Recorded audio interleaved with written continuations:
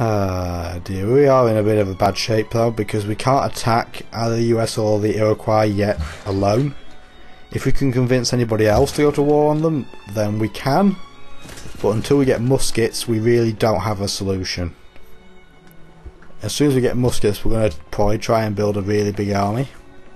Or at least a reasonably good army. And try and take them out. Because once we've got muskets, I will probably then go for cannons.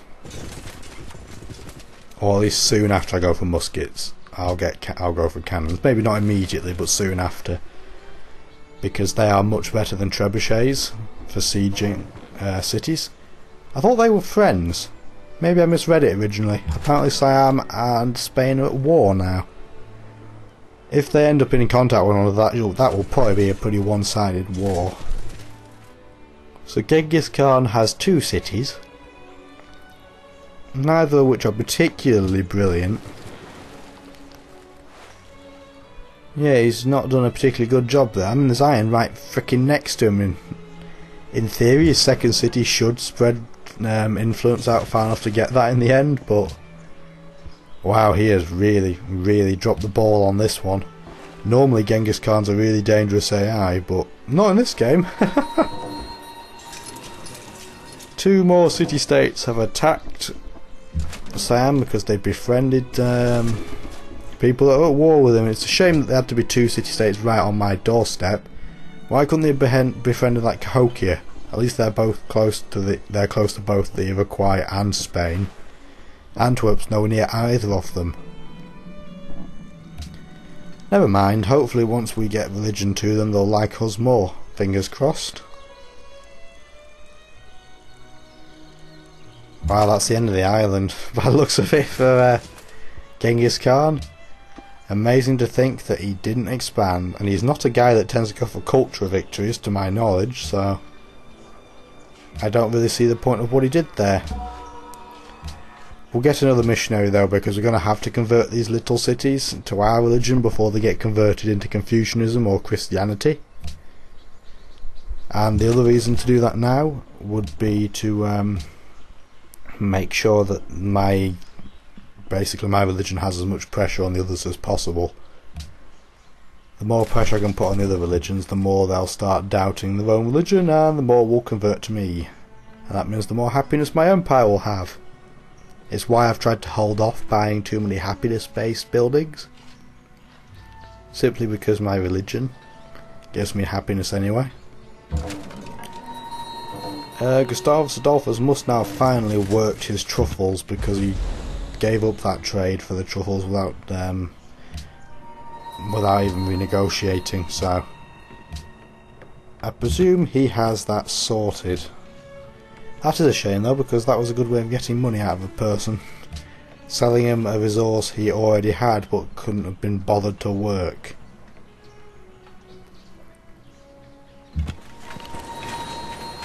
Never mind, hopefully that situation will come up again. I like giving away effectively free stuff for gold. So we built our workshop in the capital. Now what do we want? If we're going to plan a big war, we're probably going to want to build a forge. Forges increase your land unit production by 15%. They also give all your tiles with iron in an extra production point. So it really is very handy. And our Mosque of Dien missionary is also very handy. 420 faith for a missionary that can spread 3 times. It's an absolute bargain. If we get quite big cities, those new cities get quite big, we may end up having to build inquisitors. Basically they're sort of anti-missionaries. Inquisitors will completely destroy minority beliefs in a city. So obviously that can be quite useful if you're in an area where you only just hold the majority. You can only use them once though, even if you've got the Mosque of Dien, so they are quite expensive for what you get. But at least they stop the gradual conversion of religion, so they're not a disaster to get. It's just I prefer usually to be proactive and get missionaries. Min vän, Nope, we don't want to be friends. Have a great big yawn there. We don't want to be friends with you, Gustavus Adolphus. Not interested. San Francisco's just been placed right next to me, hasn't it? That's annoying. But anyway, we'll bring this cataphract back now. We could use it for its defensive potential, just in case... Oh, hang on. There's an Iroquois settler there. Where is he going to go? And we're going to have to build a settler now to make sure we take the land that he will probably go after. That is a disaster to see that. I told you he's an absolute city spamming whore. And that means that everyone else in the game that wants to win has to also become a city spamming whore, just to try and keep up with him. No, we're not opening borders with you, we'll make it as awkward as possible. Cannot believe that. Shocking. But we're going to send that pike after them to see where on earth they go. And we want to put our settler actually where the game has advised the settler to go. So well done, game, you got it right. We're going to send our missionary back to our little city there that hasn't been converted. Oh, I can't believe that. I thought I'd have a little bit more time on this. It's why I started building cities here now, because I thought we'd probably get a 50 turn head start on everybody else, but no, not such luxuries, I'm afraid. Let's convert this now. That'll start putting pressure on Cahokia. If I go where I'm going to settle, I'm going to miss a chance to get the iron above, but that's well worth it, I think. Because if Genghis Khan does attack us, we'll have the river as defence. And we don't really need iron. As soon as we get muskets, iron becomes completely obsolete anyway, so...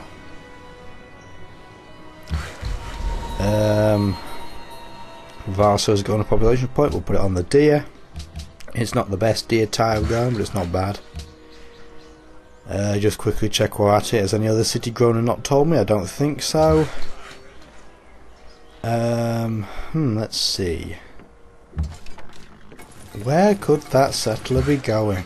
Oh, hang on. Wow. He's built a city there and I hadn't even noticed. Maybe he's going to build near it. Fingers crossed, unless it means he might keep his city away from me. He may also anger Spain. That would be very, very handy. If he could annoy Spain, that would be great, because a war between those two would definitely help me. And of course I'd be opportunistic and attack Hiawatha if that happened. We're going to go build our road to Antwerp. That seems like a good idea. We'll get influence with them just for building a road. I do wonder where that settler's going to go. I might use my cataphract and go and try and distract it from where it's intending to go. Let's get this missionary down to the other new city that I've had to make in a pinch. We want to start getting our city prepared there. Right, let's get our city there, then get the missionary to it as soon as possible, please. We've now overtaken the settler, weirdly.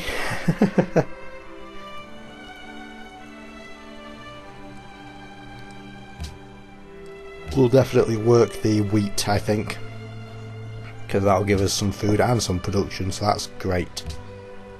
Yep, we'll confirm that in so it doesn't switch to a food and gold tile. I didn't think we were that close to Genghis Khan, to be honest, that he'd want us to stop building near him, but okay, we'll agree. I don't want to anger him for no reason, even though he's a wimp. Well, his army's a wimp, and oh, hang on, there's a barbarian worker there. I wonder why it's come with a worker. Maybe someone... I know what'll have happened. I bet Spain or somebody took the encampment out. And what barbs tend to do is either run and attack a civilization if that happens, or go to the nearest encampment if there's one nearby. And I bet there isn't, because most people can see the land around here. There's not a whole lot of free space left, and the stuff that is free has units in it. Mostly Genghis Khan's. So I'm surprised as many encampments have been built in this game as there have been, because he's been idling everywhere. I don't want your open borders, but you can have mine for a price of 50 gold, sir. Because you are a pain in the bum. And frankly stand no chance, because you're going to be destroyed. Not by me, but probably by the US. Can we take this out in one hit now? No. That made attacking it with the city kind of pointless, but never mind. Right, we'll convert this, thank you. Get that done. We're going to put our unit on the hill there. No, actually we'll not, we'll move it down. I can't decide where he'd want to settle. Will he want to settle by those two wine? Or will he want to settle closer to his other city at this side of the map? Oh, we have a spy because Hiawatha's entered the Renaissance era. We've not had the opportunity to explain what spies are thus far in this game, so I'll quickly go over it. Spies are basically individuals that can either go to city-states and rig elections so you can befriend them more easily, go to opposing cities and view what they're doing and steal their technology as well if they're superior to you, or you can put them in your own city and protect them basically by doing counter operation. But we're going to send it to Onondaga. Simple reason, because he must be ahead of us with at least one tech, because he was the first one to get to the Renaissance era and we're not there yet. We're going to keep that worker too, even though it's Spain's. I don't think there's a negative diplomatic penalty for doing that, there's just a positive one for if you give it back. And Spain already likes us, so we really don't need to. Yeah, you can have that gold if you want still. That iron rather for gold. But he wants it cheaper. No. Fine, we'll take it. I said I don't mind giving you one iron, it really doesn't bother me if you've got one. And he wants truffles off us for that price still? Yeah, fine. It's probably a slight rip-off for us, but we'll do it. So, our city has become religious. Which one? Nicaea. Freaking finally. It's only been trying to convert for hundreds of turns. So, we've got this extra worker. We probably want to build a farm. And I still don't know where that settler's going, so I'm going to probably fortify in place and see what's what. We've built our sheep. Oh, that's pretty quick. Right, we should probably start building a road back. That would make the most sense, wouldn't it? Especially because the way the mountains are formed, it's a natural bottleneck. Right, so let's get that started. Genghis Khan still is fanning about with his units. I have no idea what he's doing. Genuinely have no idea. Right, tech tree wise, I assume because Hiawatha's unit just went out to sea that he must have astronomy, and that is by far the worst of the Renaissance era techs. So I'm not too concerned that he's ahead of us, because we're going after muskets, which is far more useful. Getting the observatory from astronomy is pretty handy if your city is right by a mountain, but aside from that, in a land-based game, astronomy is not very useful. We're going to build a granary there, simply because we've got 3 deer to work with, even though one of them's a pile of poop. We have 3 deer and all of them will get an extra food point from the granary. We're going to build our farm. We get an extra 2 food there once we do, because we have civil service, meaning farms on rivers get an extra food point, same if they're on by the side of lakes. I believe a lake is 10 squares of water or less in this game. It's quite a weird way of measuring what a lake is, but I think that's the case. I'm amazed we actually have such a big lake up by where Sweden is. I thought that was going to be an ocean at first. Apparently Hiawatha is plotting on Washington, so we'll let him know, because he'll become more friendly with us. And I think, looking at it, that Washington isn't the biggest threat for this game. I think Hiawatha is. And look where he's just built his city. Oh, well, it means if we want to collect the other wine, we're going to have to put it right next to the 2 wines. And we're going to end up with basically a border fight. Let's have a quick look at Onondaga. They're building a crossbow. They have only 1 wonder in here, weirdly, and it's not a very impressive city, to be quite honest. So let's back out of that.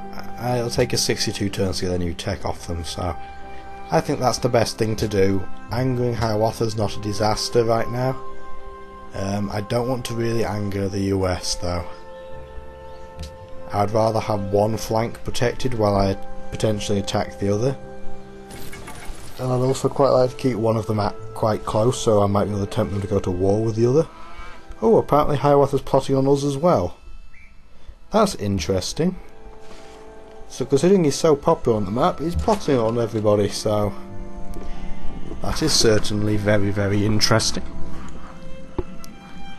You might hear squeaks, by the way. That's the office chair. We desperately need some oil, but I haven't got around to doing that yet.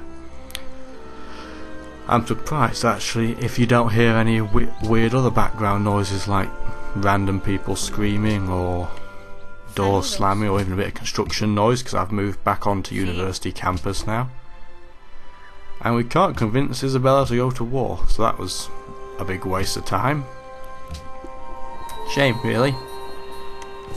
Now that the cataphract has really no use for what it was doing in its task, we might as well put it somewhere to defend the city, because we're going to have to. We've got 14 turns until we get muskets, and as soon as we get muskets we're going to have to try and build, and I'm probably going to have to go for chemistry as quickly after muskets as reasonably possible, because if I want to take cities out, just attacking them with muskets is not the way to go about it. We probably want to build some cannons. Cannons are far better than trebuchets for taking out cities, so that will probably be a smart thing to do. And I don't have any trebuchets anyway, so it's not like I can just upgrade them for gold if I get cannons.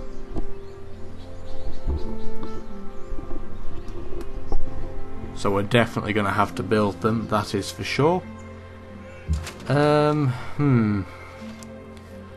I still think we could possibly get a city down there, to the south of Trebizond, but not sure. Might be better to go south of Nicomedia and just apologise to Spain for taking certain land that might be theirs. That might be the way to go back. Whoa, hang on, how come that longsword wasn't upgraded? I mean, that sword wasn't upgraded to a longsword. I must have missed it. We're going to upgrade it simply because we don't want the military looking so weak that other AIs attack us for just the fact that it's weak, because that is what they do. It's just a formula for them. If your military unit strength in total is below a certain percentage of theirs, they'll just attack you. It's a mistake quite a lot of human players make, including myself. I do it from time to time. Just don't prioritise the military enough, because I am much more of the preference of collecting as much gold as I can. It's an easy mistake to make. So Cahokia and the Iroquois are no longer allies, so if we go to war with the Iroquois, we won't have to take out a city-state en route, so that's good. So I think we're right next to Cahokia with Orvid, or however you pronounce it. Does anybody not like the Iroquois? Isabella doesn't like the US. Gustavus Adolphus is still at war with the US. Nobody hates the Iroquois. That is really, really frustrating. Yeah, that basically means that I'm probably going to have to go to war with them by myself. But if I can convince anybody else to go to war with me against him, then I will go pretty soon against him. If I can't, I'm going to have to take a little bit longer because my army's not very big yet. Again, as soon as I get muskets, that will change. We're going to try and build up these young cities. Oh, Warsaw's been attacked by Mongolia again. I wonder if they'll do more than 0 damage to them this time. Somehow, I doubt it if they're still using warriors, and I bet Warsaw's defence is probably in the mid-20s, so I think that's probably a waste of time. We're going to lock in the 2 food 1 gold there, because I don't want it moving to 3 food. I don't want the cities to grow out of control. That would be a bit of a problem because my happiness is quite low. So we'll quickly build a Colosseum there. As soon as that is built, we'll start building muskets there probably. Same with, well, Constantinople's Colosseum will finish before the technology for muskets becomes available, but I believe if I start trying to build a longsword, it will automatically be changed to a musket, so that might be the way to go. You know, I think I'm going to have a quick break now, just because I am a little bit busy, and I shall sort all of that out. So, peace out for now. If you enjoyed the video you've just seen, please join my Facebook group and follow me on Twitter for the latest news.